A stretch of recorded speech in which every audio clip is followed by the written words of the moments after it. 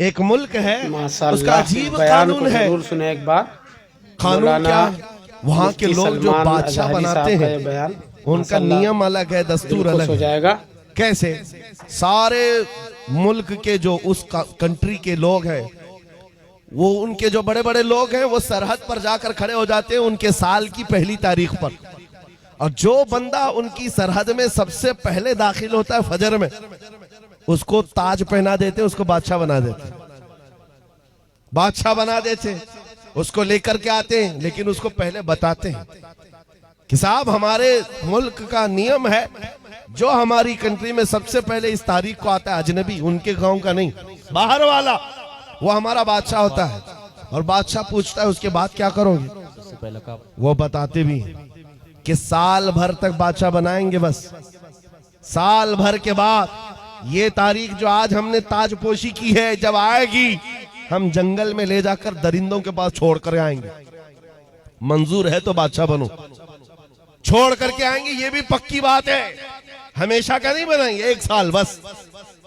कौन एक साल की हुकूमत को छोड़ता है? यहाँ 4 दिन का कारपोरेटर नहीं छोड़ता। मुल्क की हुकूमत किसी को मिल रही हो तो लोग आते थे और एक साल ऐश करते थे। और ये कौम, ये जो मुल्क है, यहाँ के बड़े लोग साल खत्म होते ही उसको उठाकर ले जाते और एक भयानक जंगल में छोड़ करके आते, जहां पहले वाले बादशाहों को भी जानवर खा गए, वो दरिंदों के हवाले हो जाता था। इसी तरह एक साल आया, इनका बादशाह छोड़ करके आ गए, नया बादशाह इनको चाहिए था। बॉर्डर पर जाकर खड़े हो गए, रात भर सरहद। सुबह जैसी हुई, देखा जो सबसे पहले दाखिल हो रहा है वो एक आलिम रब्बानी था।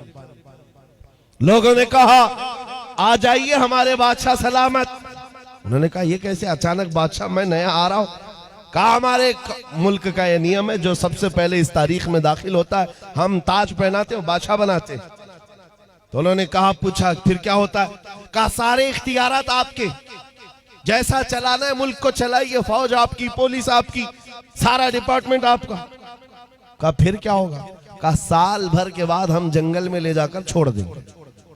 साल खत्म होने के बाद बादशाह भी गई, मंजूर है तो आप बनिए, नहीं तो फिर दूसरे का इंतजार करेंगे।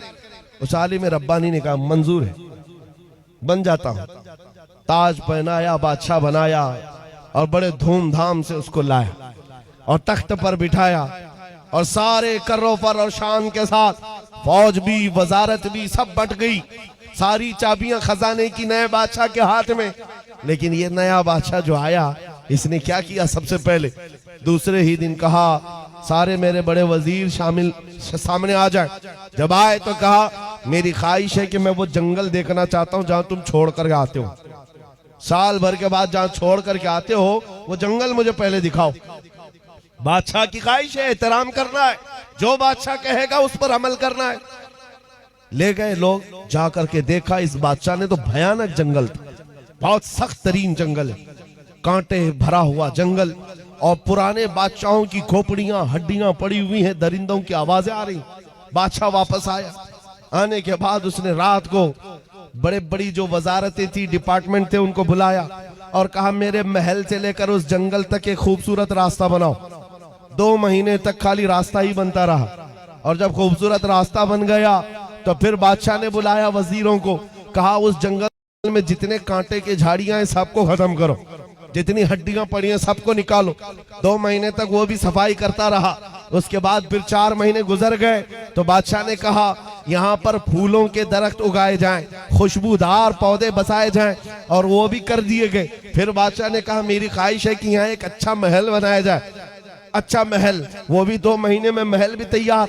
बादशाह ने कहा मेरी ख्वाहिश है कि यहाँ एक नाला बहाया जाए, यानी एक हाउस बनाया जाए, महल के अतराफ बागीचा लगाया गया, फूल पौधे सारी चीजें। ये बादशाह कुछ किया ही नहीं, साल भर वो महल ही बनाता रहा। जहां ये लोग छोड़ के आने वाले थे उसको बदल ही डाला, रास्ता भी अच्छा, महल भी खूबसूरत, सब कुछ बनाया। अभी 8 दिन बाकी थे, रोज इंतजार कर रहा था कि कब साल खत्म होगा, मैं जाऊंगा, छोड़ करके आएंगे, छोड़ करके आएंगे तो अच्छा ही है। जो साल भर किया था इसने, साल खत्म होने के बाद जो डेट आई नए बादशाह के इंतखाब की, कोई आ ही नहीं रहा। इसने बुलाया, कहाँ है जिम्मेदार लोग जो बादशाह चुनते हैं, मुझे उठाओ जंगल में छोड़ाओ, नया बादशाह ले आओ। सारे आए, कहा बादशाह सलामत, हमारा नियम बदल गया है, हमारा कानून बदल गया। बादशाह ने पूछा क्या हुआ? कहा अब आप हमारे हमेशा के बादशाह, हमेशा के बादशाह हैं। इस बादशाह ने पूछा क्यों? इससे पहले सिर्फ 1 साल की वैलिडिटी थी, अब हमेशा का क्यों? लोगों ने कहा अब तक जो आते थे बेवकूफ थे, अय्याशी करते थे और चले जाते थे, उनको पता होता था कि कहां जाना है फिर भी अय्याशी करते। पहला अक्लमंद बादशाह हमने देखा जो इस कुर्सी पर बैठकर जहां जाना है वहां की तैयारी कर रहा था। इसलिए हमने सोचा हकीकत में वही बादशाह होता है। इस वाक़े को लिखने के बाद मौलाना जलालुद्दीन रूमी कहते हैं, ऐ नादान तू क्या समझ रहा है, ये दुनिया के अफ्रीका और अमेरिका के किसी मुल्क का किस्सा है? नहीं, ये पूरी दुनिया का कानून है। जब तू पैदा होता है लोग तेरे इंतजार में खड़े रहते हैं, जब तू आता है तुझे बादशाह बना लेते हैं, तेरे इर्द गिर्द तेरे दोस्त अहबाब बनते चले जाते हैं और तुझे बार बार बताया भी जाता है।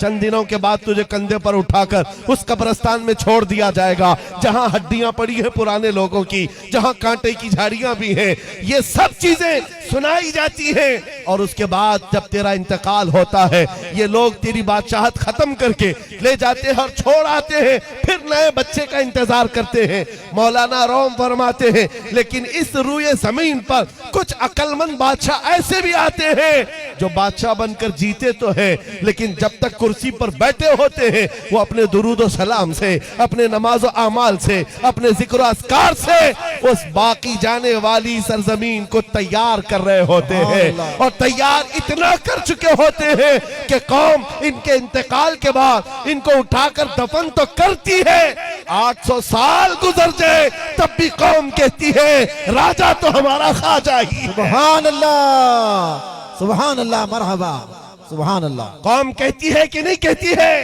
राजा तो हमारा अक्लमंद बादशाह जिसने जिंदगी में बैठकर इश्क़ रसूल पिलाया और आखिरत की तैयारियां की हैं, उसी को बादशाह बनाया।